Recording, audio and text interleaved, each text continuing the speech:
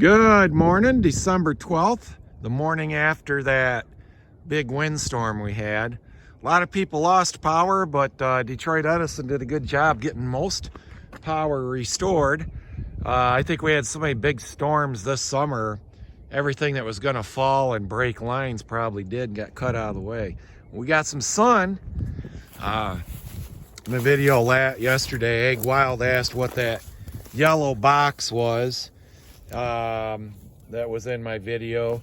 It is my electric cutoff switch. So I've got a little, a day like this, you get out and you got your chainsaw with you and you check fences, and that's pretty low voltage. So I got about 130 acres fenced in at this farm, multiple wires.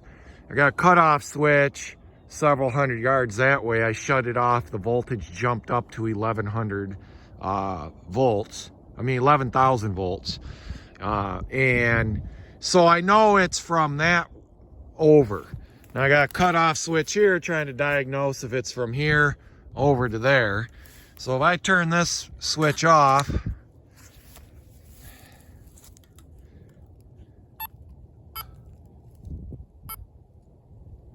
there you go. So that saves me a lot of trouble. I know I've got a short over here, which should be pretty easy to find, and I think I got a good idea where it's at. So this is a Gallagher brand cutoff switch. Those are pretty handy. What I showed on the video yesterday, they come in orange or these green boxes, and kind of pays to buy the better type of cutoff switches. I was showing yesterday when I was coming in here, the feeder cattle feeding a bale of baleage, and I've got this electric fence gateway that I made. Out west, a lot of people make these out of barbed wire. Here I make them out of electric with these fiberglass rods. These are sucker rods as a byproduct from the oil drilling industry. And then I just got my electric fence gate here, and these are, poor man's gate, or I guess some people call them a gateway. Yeah, feeder cattle are not necessarily cleaning up all the hay on this baleage, so maybe it's not the best baleage. That's what's left over from a bale, but I thought they'd really clean it up. They're digging into this that I fed them yesterday late afternoon. I didn't really want to waste it on the brood cows, but yeah, if I have to, I have to. I still got some dry alfalfa to feed these guys. All right, thanks for tuning in. And got a lot of comments. I know people really hate tarps, and a lot of people are, if you can't afford to build a barn, which right now I can't afford, I can't pencil a barn out to pay for the hay. So I don't have another job that pays for any of this. This is all farming money. So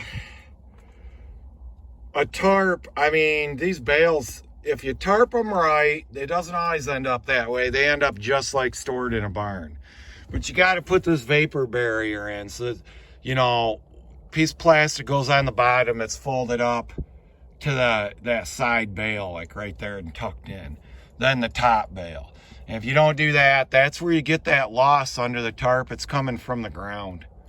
And it just, all that moisture, you get that tarp burn and that rot. And if you got to be on a dome, this is kind of on a dome. You can see your little crown here.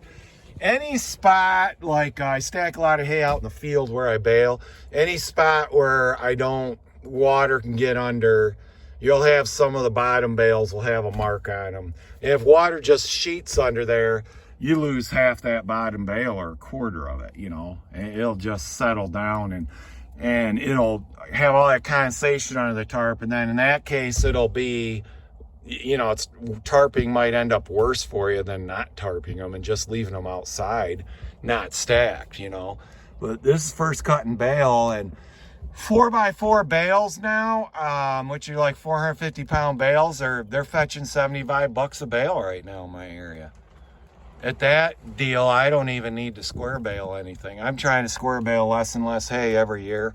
I don't even think I did 10,000 square bales this year. and I don't want to.